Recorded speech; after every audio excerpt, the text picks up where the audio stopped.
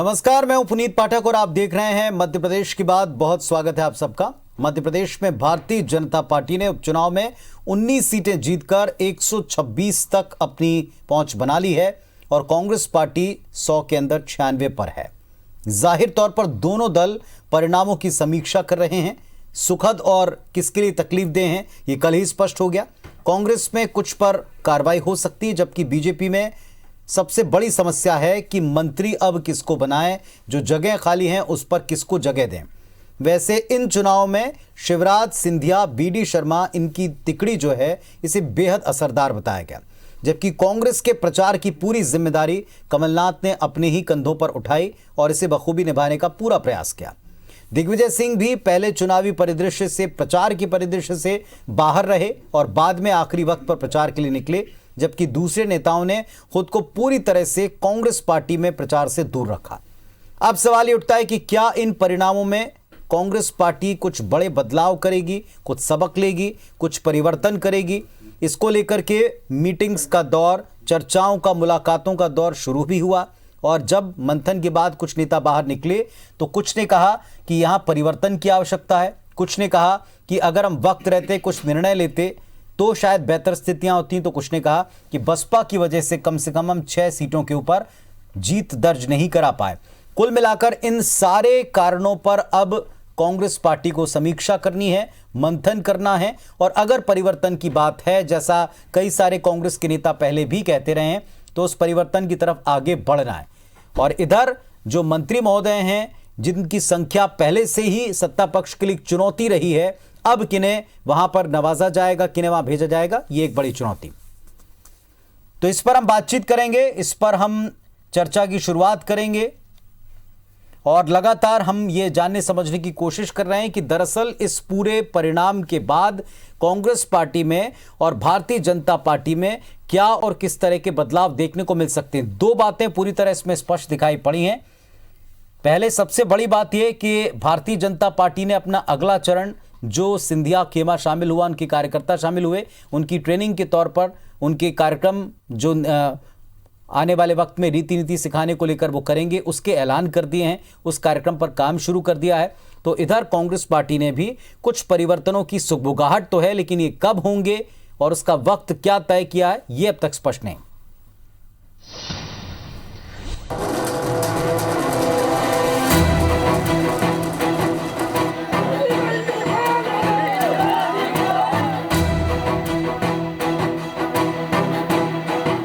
Madhya Pradesh BJP की bumper जीत के बाद ये तस्वीर बताती है कि प्रचार के दौरान की कड़वाहट अब राजनीतिक सौजन्यता में बदल चुकी है। पूर्व मुख्यमंत्री कमलनाथ खुद सीएम हाउस पहुंचे और सीएम को जीत के लिए बधाई दी। इन परिणामों से कुछ बातें तो साफ है। बीएसपी के कारण कांग्रेस को 5 सीटों का नुकसान उठाना पड़ा है। चुनाव जीतने वाले 9 मंत्रियों में से 7 के वोटों में काफी इजाफा हुआ है। बीजेपी के बड़े वोट प्रतिशत से साफ है कि टिकाऊ और बिकाऊ के मुद्दे का असर नहीं पड़ा। कांग्रेस किसानों के कर्ज माफी के मुद्दे को भुनाने में कामयाब नहीं रही। इसके अलावा कांग्रेस का सोशल इंजीनियरिंग फैक्टर भी फेल रहा। वैसे इस वक्त बीजेपी ने हार के लिए कमलनाथ से ज्यादा दिग्विजय सिंह को निशाने पर ले रखा है। पहला श्रेय तो मैं जनता को, कार्यकर्ताओं को दूंगी, दूसरा मोदी जी के नाम को दूंगी और तीसरा ये 3 लोग, जिसमें शिवराज जी लीडर थे, बीडी शर्मा शुभंकर थे, तो जब से आए हैं तब से अच्छा हो रहा है बीजेपी में, और ज्योतिरादित्य प्रलयंकर थे। दिल के टुकड़े हजार हुए, कोई यहाँ गिरा कोई वहाँ गिरा। मैनेजमेंट था ही नहीं तो फेल कहाँ से होता। कहते थे अपने आप को मैनेजमेंट, जैसे कहते थे कि मेरी चक्की बहुत बारी, जैसे कहते हैं मैं कभी झूठ नहीं बोलता, जैसे ये कहते हैं कि मैं प्रचार पर विश्वास करता। पूरी कांग्रेस घर में डाल दी। वैसे इतनी बड़ी जीत के बाद बीजेपी में सब कुछ ठीक नहीं लग रहा है, तो एक बार फिर महाकौशल और विंध्य से हक की मांग भी उठने लगी है। अब ये तो संगठन की बात है, संगठन विचार करेगा इस बात में। जनता की अपेक्षा है कि विंध्य को तवज्जो मिलना चाहिए और मुझे ऐसा लगता है कि संगठन भी गंभीरता पर इस पर विचार कर रहा है। कांग्रेस के लिहाज से ये परिणाम उम्मीदों से कम साबित हुए हैं। मालवा निमाड़ की 7 सीटों में से पार्टी को सिर्फ 1 सीट मिली है। कांग्रेस बीएसपी के उम्मीदवारों को मैनेज नहीं कर पाई, जिसका खामियाजा उसे उठाना पड़ा। बीजेपी के खिलाफ जिन मुद्दों को जोरदार तरीके से उठाना था वो नहीं हो पाया। हर सीट पर प्रचार सिर्फ कमलनाथ के भरोसे ही रहा। दूसरे नेताओं को जिस सक्रियता से प्रचार करना था वो नहीं हुआ। कई सीटों पर गुटबाजी भी हार की वजह बनी। जाहिर तौर पर कांग्रेस अब इन परिणामों की समीक्षा करेगी और मुमकिन है कि चुनाव में काम नहीं करने वाले कुछ नेताओं पर कार्रवाई भी हो। प्रदेश के इतिहास में इस प्रकार की चुनौतियां कभी नहीं रही। हमारी बेरोजगारी की चुनौती, हमारे कृषि क्षेत्र की चुनौती, वित्तीय चुनौती। तो जहाँ तक विपक्ष का रोल है, हम मध्य प्रदेश के विकास के लिए विपक्ष से कोई अड़चन नहीं आने वाली। कांग्रेस जो है भारतीय जनता पार्टी से चुनाव नहीं लड़ी, ये बीजेपी की सरकार से लड़ी, उनके धन बल से लड़ी। निश्चित तौर पर उन्होंने सत्ता का जिस तरह से दुरुपयोग किया और जिस तरह से पैसे बांटे हैं जो आम लोग बता रहे हैं, तो निश्चित तौर वो वाली बात तो स्थापित हुई। गद्दार वाली जो 35 करोड़ मिले वो पैसे उन्होंने काफ़ी खर्च किए हैं। उपचुनाव में 9 सीटें जीतने के बाद कांग्रेस के लिए सबसे सुकून की बात यह है कि ग्वालियर चंबल का जो इलाका पाला बदलने से सिंधिया के गढ़ के रूप में माना जाता था, वहां उसे 7 सीटें मिली हैं। इसके अलावा कुछ सीटों पर अंतर भी कम रहा है। वहीं 126 सीटों के साथ स्पष्ट बहुमत हासिल करने वाली बीजेपी के सामने नई मुश्किल है। गोविंद राजपूत और तुलसी सिलावट ने चुनाव प्रचार के दौरान ही मंत्री पद छोड़ा था, जिनका मंत्री बनना तय है, जबकि 3 मंत्री चुनाव हार चुके हैं और आधा दर्जन से भी ज्यादा मंत्री पद के लिए दावेदारी कर रहे हैं। ऐसे में बीजेपी के सामने संकट है कि किसे मंत्री बनाया जाए और किसे इंतजार करवाया जाए। ग्वालियर में नासिर गौरी और नवीन सिंह के साथ सुधीर दंडोतिया, भोपाल, IBC 24। चलिए सीधे चर्चा की शुरुआत करते हैं। पैनल हमारे साथ में जुड़ चुका है। अनिल फिरोजिया साहब हैं भारतीय जनता पार्टी के सीनियर लीडर और साथ ही साथ में जनप्रतिनिधि हैं। सांसद महोदय, स्वागत है आपका। नमस्कार। स्वदेश शर्मा साहब हैं कांग्रेस पार्टी के जिम्मेदार प्रवक्ता, मुखरता से अपनी बात रखते हैं। शर्मा जी नमस्कार, स्वागत है आपका भी। और धनंजय प्रताप सिंह साहब हैं वरिष्ठ पत्रकार, लंबे समय से प्रदेश में दोनों दलों की सियासी नब्ज को टटोलते आए। नमस्कार आपको भी सर। सबसे पहले धनंजय जी से सवाल है, दोनों पक्षों में जीत के हार के मायने बिल्कुल स्पष्ट हैं, साफ हैं, संकेत साफ तौर पर दिख रहे हैं। अब इसे कैसे स्वीकार किया जाएगा और कैसे इस पर आगे बढ़ा जाएगा, ये एक बड़ी बात है।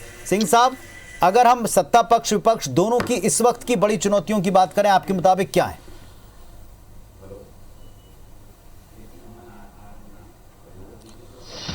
पुनीत जी, मुझे ऐसा लगता है कि जितनी चुनौतियां कांग्रेस के सामने हैं उससे कहीं ज़्यादा बीजेपी के सामने भी हैं। बीजेपी ने उपचुनाव में सरकार बचा ली, उम्मीद से ज़्यादा सीट भी जीत ली, लेकिन आने वाला समय उसके लिए इससे ज़्यादा चुनौतीपूर्ण है। सबसे पहली चुनौती तो आएगी कैबिनेट विस्तार की। अभी 5 पद कैबिनेट में खाली हुए हैं, 3 मंत्री हारे हैं और 2 ने इस्तीफा दिया था, गोविंद सिंह राजपूत और तुलसी सिलावट ने। 5 मंत्री में 2 तो पुराने आएंगे, बचे 3। अब 3 वैकेंसी के लिए पुनीत सबसे बड़ी है, 1 अनार और 100 बीमार जैसी कहावत का बीजेपी को सामना करना पड़ेगा। आज ही विंध्य के विधायक बीजेपी ऑफिस पहुंच गए मंत्री पद का दावा लेकर। उन्होंने साफ कह दिया कि विंध्य को तवज्जो मिलेगी, ऐसी हमको उम्मीद है।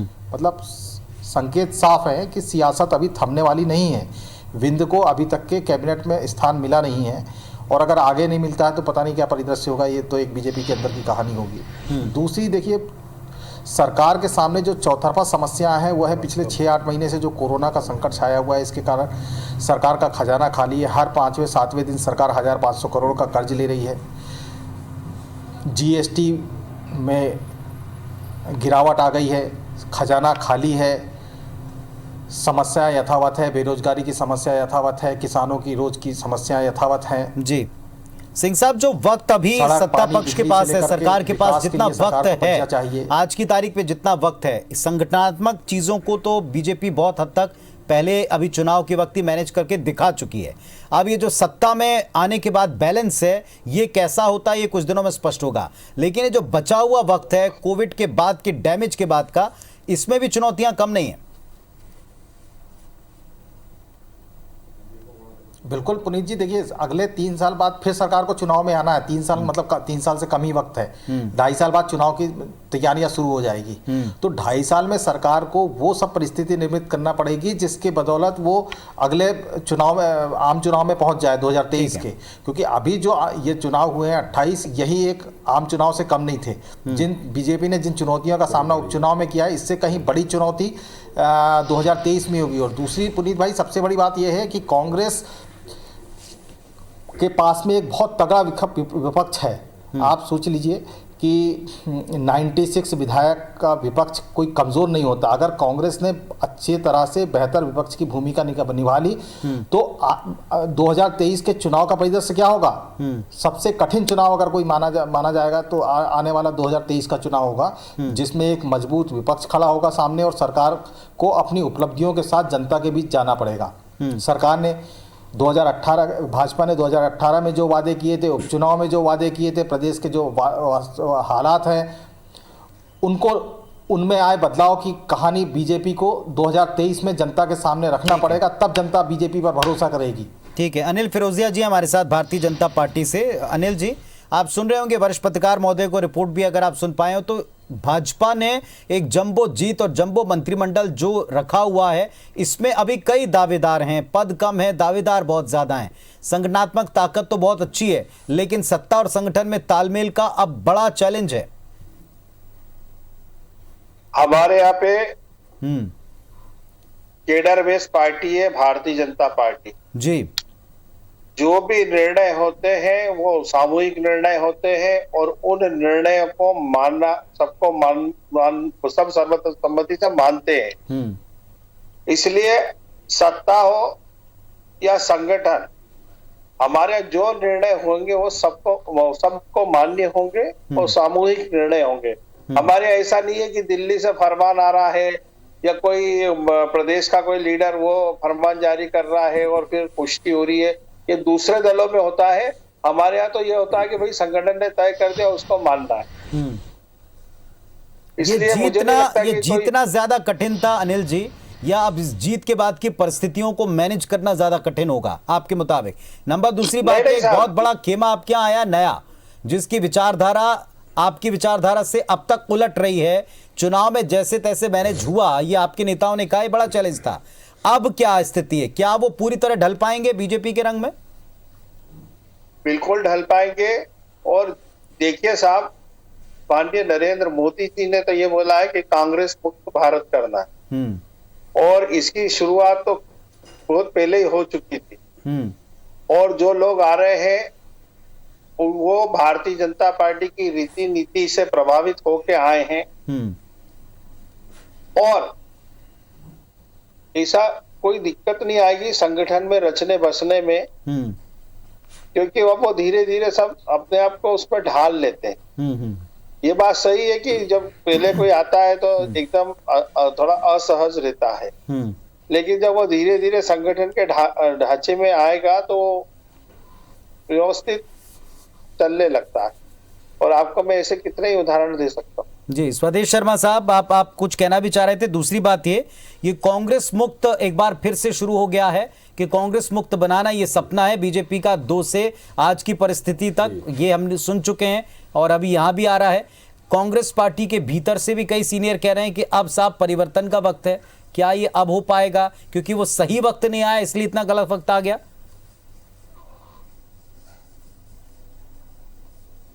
पुनीत जी, माननीय सांसद महोदय से हम ये जानना चाहते हैं कि लोकतंत्र की खूबसूरती और लोकतंत्र की परिभाषा, लोकतंत्र की आत्मा, मैं ये समझता हूँ या मैंने जो पढ़ा है और देखा है, सुना है, समझा है कि जितनी महत्वता लोकतंत्र में सत्ता की होती है उतनी ही विपक्ष की होती है। और विपक्ष को कांग्रेस मुक्त भारत बनाने का सपना देखने वाले माननीय प्रधानमंत्री महोदय के लिए मैं बता देना चाहता हूं, 2014 के इलेक्शन में धुआंधार आंधी चली माननीय प्रधानमंत्री महोदय की।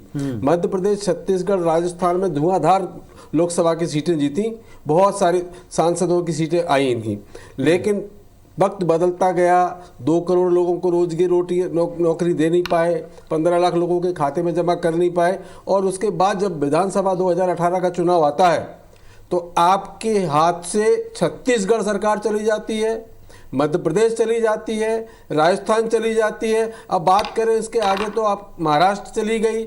मैं ये कह रहा हूँ, ये जितना आप कांग्रेस मुक्त भारत करने की बात करोगे, ऐसा अगर कांग्रेस ने किया होता तो अभी चाय वाला व्यक्ति प्रधानमंत्री नहीं होता देश का। हम लोकतंत्र की रक्षा करने के लिए, लोकतंत्र को मजबूत करने के लिए राजनीति में है, लोकतंत्र को खत्म करने के लिए नहीं है। माननीय सांसद महोदय, स्वदेशी कुछ बयान और परिवर्तन का सही वक्त ना आ पाना, अगला हिस्सा उसका ये भी था, क्या कुछ बयान और कुछ परिवर्तन का सही वक्त ना आ पाना। देखिए, आपने जो बातें की उनकी बातों का उत्तर दिया, वहां तक ठीक है, लेकिन क्या अब ये चिंतन मंथन का निचोड़ इंप्लीमेंटेशन पर भी दिखना चाहिए, ऐसा नहीं लगता? बहुत छोटा सा कमेंट आपका इस पर।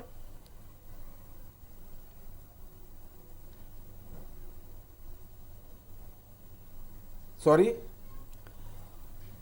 भारतीय जनता पार्टी का आपने जो उन्होंने कहा कांग्रेस मुक्त का सपना, उस पर उत्तर दे दिया, लेकिन कांग्रेस के लीडर बार बार कहते हैं कि यहां आप कुछ परिवर्तन करने पड़ेंगे, उसका सही वक्त कब आएगा? स्वदेश जी, एक सीधा सवाल ब्रेक से पहले मैंने पूछा था कि अब दोनों पार्टियों में कुछ परिवर्तनों की मांग उठ रही है। एक तरफ जहां उनको मंत्रिमंडल में परिवर्तन या उसमें कुछ लोग शामिल करने की चुनौती है, तो यहां आपके कांग्रेस के सीनियर लीडर, पूर्व मंत्री कह रहे हैं कि अब परिवर्तन करना पड़ेगा। पहले भी बात उठती थी पदों को लेकर, विभागों को लेकर, वो सही वक्त नहीं आ पाया और यहां तक आ गए। अब क्या परिवर्तन जमीन पर इंप्लीमेंट होगा पार्टी में? देखिए, परिवर्तन तो प्रकृति का नियम है पुनीत जी, और कोई भी राजनीतिक दल हो, कोई भी पद किसी के लिए स्थायी नहीं होता। लेकिन रहा सवाल इस बात का कि कांग्रेस विस्तार करेगी, कांग्रेस प्रयास करेगी कि जो लोग पदों से या जवाबदारियों से वंचित रह गए हैं, निश्चित उनको अवसर दिया जाएगा, नए लोग जोड़े जाएंगे। और 1 बूथ 10 यूथ का जो नारा दिया था कांग्रेस ने, उस पर काम करने की तैयारी कांग्रेस कर रही है। और आने वाले 2023 के चुनाव में आप देखेंगे आमूलचूल परिवर्तन कांग्रेस करने वाली है। अनिल फिरोजिया जी, जैसा वरिष्ठ पत्रकार जी भी कह रहे हैं कि एक तरफ आपके पास में बहुत ज्यादा, जितना साथ हो उतना अच्छा होता, लेकिन जितना साथ होगा उतनी ज्यादा अपेक्षाएं, एक ये अपेक्षाओं का बोझ, दूसरी तरफ इतना दमदार विपक्ष।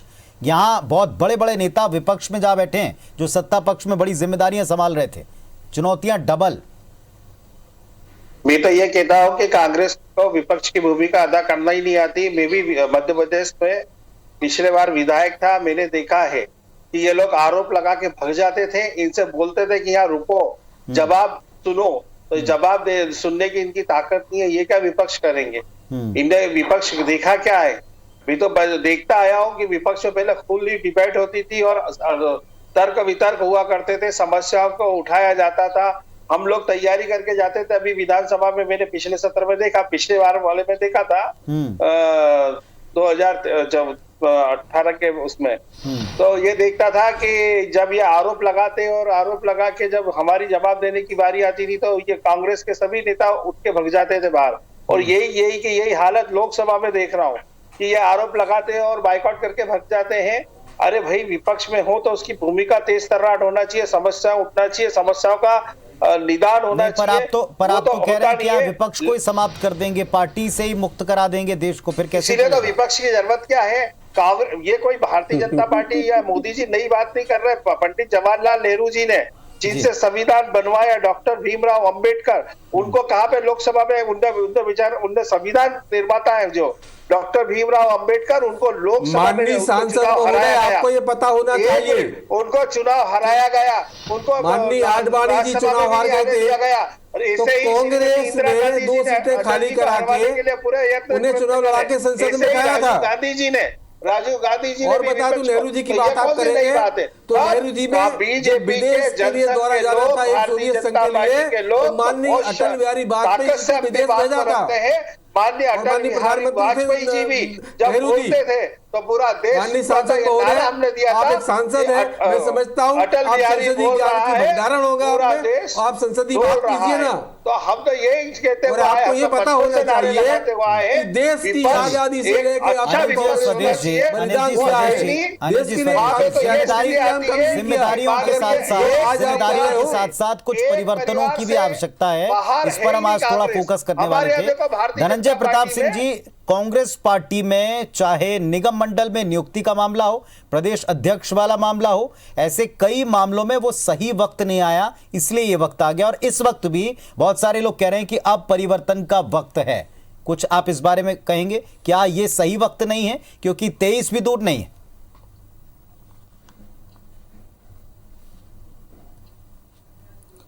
पुनीत जी, देखिए, कांग्रेस में आत्मावलोकन, कांग्रेस के लिए आत्मावलोकन का इससे बेहतर समय और कभी नहीं आ सकता है।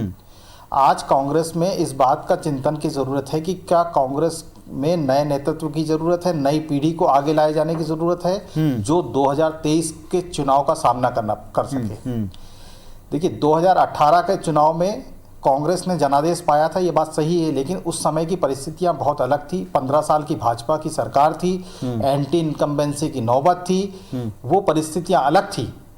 आज वो परिस्थितियां नहीं है। 2023 में क्या रहेंगी अभी हम कह नहीं सकते, लेकिन कांग्रेस के पास अभी 3 साल का समय है, वो अपने संगठन से लेकर के सारी स्थितियों को मजबूत चलिए, कर अब देखते हैं कि ये इन 3 सालों का वक्त, थोड़ा सा वक्त कम पड़ गया, हम देखते हैं कि कितना वक्त का सदुपयोग ये दोनों दल कर पाते हैं। एक तरफ बैलेंस की चुनौती, दूसरी तरफ परिवर्तन की, इस पर नजर बनी रहेगी। चर्चाओं के दौर चलते रहेंगे। आप तीनों का बहुत धन्यवाद जुड़ने के लिए। नमस्कार।